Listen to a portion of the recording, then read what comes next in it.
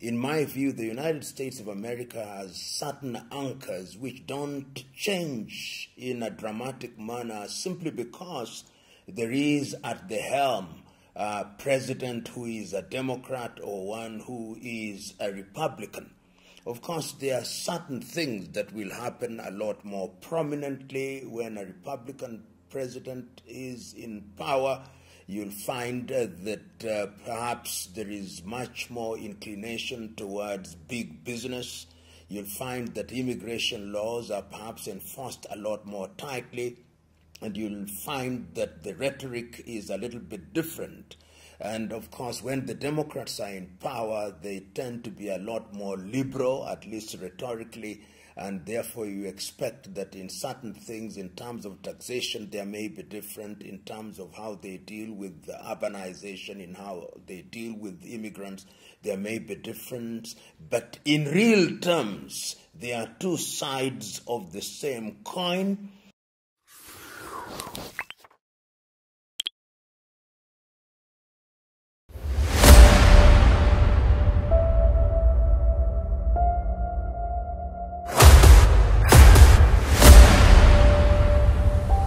This is the journey to One Africa.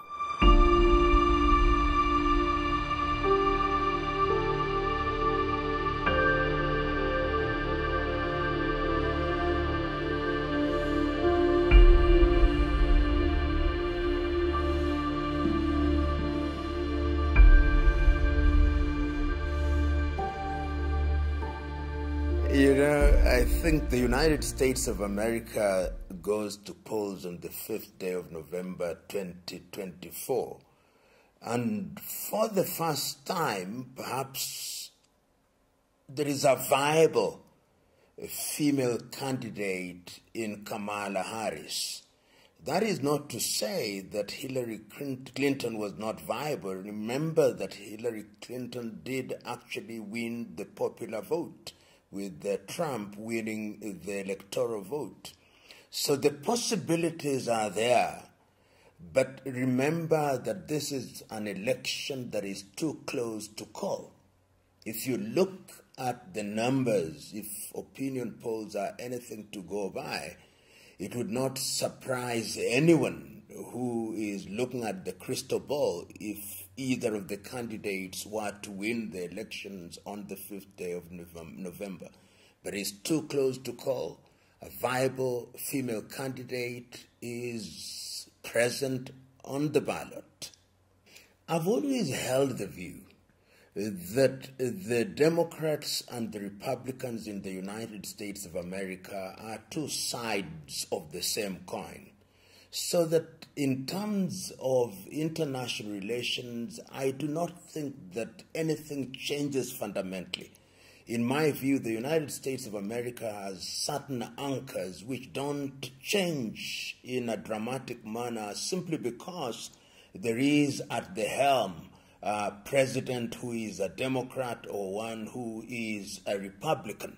Of course, there are certain things that will happen a lot more prominently when a Republican president is in power. You'll find that perhaps there is much more inclination towards big business. You'll find that immigration laws are perhaps enforced a lot more tightly. And you'll find that the rhetoric is a little bit different. And of course, when the Democrats are in power, they tend to be a lot more liberal, at least rhetorically, and therefore you expect that in certain things, in terms of taxation, there may be different in terms of how they deal with the urbanization, in how they deal with immigrants, there may be difference. But in real terms, there are two sides of the same coin. The United States of America still wants to be the hegemon in the world. They want to control affairs. They want the dollar to remain the dominant currency in the world. They want their military to be the strongest in the world. They want to dictate what happens not only in the continent of Africa but in Asia. They want to be dominant in business. They want to be dominant in science.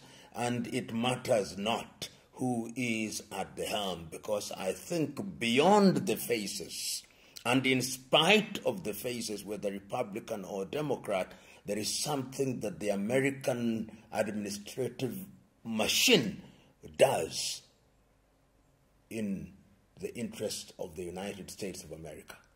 It is very difficult to predict, particularly the wars that are going on. That is, the major wars that are alive today is the war between Israel. Initially started, as we know, with Hamas, has now gone to Hezbollah, is now brought in the Houthis, and is threatening to bring in the Iranians. And this is the one area where I think the combatants have waded so deep into blood, speaking metaphorically, that it is as tedious to go forth as to come back. And we have seen the many forays that have been made by the U.S. Secretary of State, Mr. Blinken, in the Middle East. And yet there is nothing tangible that has come about. We have also seen the rhetoric as regards the war between Ukraine and Russia, and we see that the war is no longer just a fight between Russia and Ukraine. Members of NATO are very active, rhetorically and otherwise, and are helping the Ukrainians materially and logistically. And of course, Trump argues and is on record as saying that he'll do everything in his power to bring the wars to an end. And of course, even Kamala Harris says the same thing. But I think things have shifted on the ground so very dramatically that it may not be as easy as one imagines. So one would say that Kamala Harris will continue with what is called the Biden approach, but she's on record as saying, I'm not going to be Biden's second term. I'm going to see things differently. And Trump, of course, was a former president, and the argument was in the United States that he had rapport with President Putin of Russia, and that could very well help in resolving the conflict in Europe between Russia and Ukraine. And you remember at one time, when Trump was the president, he also had very tough words against NATO, asking them to pick up the bills. So I am of the view, which is subject to being second-guessed, that a Trump presidency may very well be the presidency that will quicken the end of the wars. That is my own view. But easier said than done, one must be cautious in making such statements.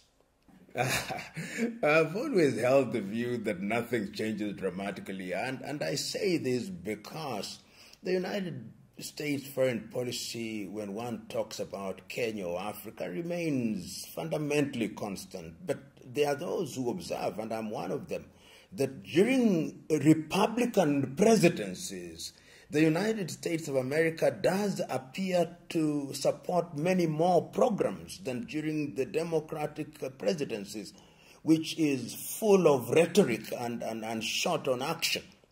And I am of the view that the United States of America is going to be very active in Africa as a reaction to China and Russia, and as a reaction to other players such as the Emiratis and the Turks.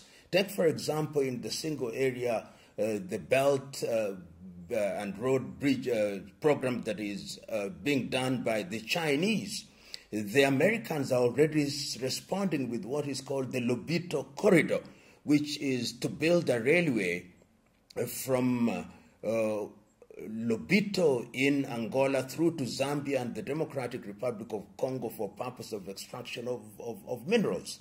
And of course, they will also be reacting to the presence of Russia in the Sahel region and the presence of China as one of the leading partners of many African countries. So one will begin to see once again Africa being a theater of contestation of different powers, and those powers are the United States of America. Of course, one sees that even France, and it's not lost on me that the French have actually announced that they'll have a meeting of the Francophonies in 2026 in Kenya. Beggars belief. I do not know why they should do that. Kenya is not a Francophonie. You've seen the British also through the Commonwealth becoming a lot more aggressive. The Turks are equally aggressive. The Emiratis are equally aggressive. The Chinese are a little bit more subtle. They don't make as much noise as others do, but you see them in different areas. So what is going to happen is that we are going to see a United States of America which thinks that is losing its grip, and therefore whoever wins, it is going to be a time for activity in the continent of Africa. The United States of America is a country that cannot be ignored. It still has the strongest economy in the world. It is hegemon militarily. It is a strong nation. Economically, it is a strong nation. And the reality of the world is that the law of the jungle is still alive and well, is survival of the fittest, the dying of the least suitable, and in truth, power still springs from the barrel of the gun. So we in the continent of Africa must pay attention. You remember that the United States of America has bases in a number of African countries, and going forward, we must define, particularly in the continent of Africa, we must define how we are going to engage with the United States of America. And my considered view is that a strong Africa will be able to engage in a much more creative and symbiotic way. A weak Africa will be manipulated by the United States of America, notwithstanding who is the president of that country after the 5th day of November, and of course after inauguration in the month of January 2025. You know, in Kenya specifically, we had a very interesting period when the Biden administration appeared to favor the administration of William Ruto in Kenya, and in a number of very visible ways. First of all, there was a state visit to the United States of America. Secondly, Kenya was made a non-member ally of NATO. But I think things have cooled down. So an administration, particularly a Republican administration, may very well revise that position or not revise it. Remember that Kenya remains strategically very important in the Eastern Africa region and in the Horn. And that is particularly so because many countries in this part of the world are threatened with some kind of conflict. You go to Somalia, there is still some conflict. You go to Ethiopia, there is still some animosity. Sudan, of course, we know what is happening there. South Sudan is also going through its own difficulties. So Kenya has major strategic value. And I believe that whoever is in government will want to engage Kenya as an anchor country in that regard for geopolitical and geostrategic reasons. The use of celebrities is something that Americans do over the years, and there is nothing wrong with using people who can bring in the votes. That tells you also the change in the American demography, because celebrity appeal to a certain category of the voters, particularly the younger voters, some say even the black voters, and for that reason, I think every side in the divide is using them because they are using all means necessary to attract the voters, and specifically the younger voters who are attracted to these celebrities who are sometimes referred to as influencers.